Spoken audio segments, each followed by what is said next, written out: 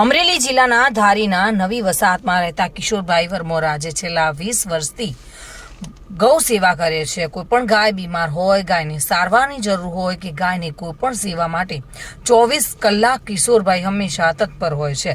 ત્યારે ઉત્તરાયણ નિમિત્તે તેમના પરિવાર દ્વારા ગાયો માટે ઘૂઘરી બનાવીને ગામની દરેક ગાયોને ઘૂઘરીનું વિતરણ કર્યું હતું। આર્થિક સ્થિતિ ખરાબ હોવા છતાં પણ કોઈપણ રીતે આ ગૌ સેવકની કામગીરી ખરેખર ઉત્તમ પ્રકારની હોય છે અને તે સરાહનીય છે।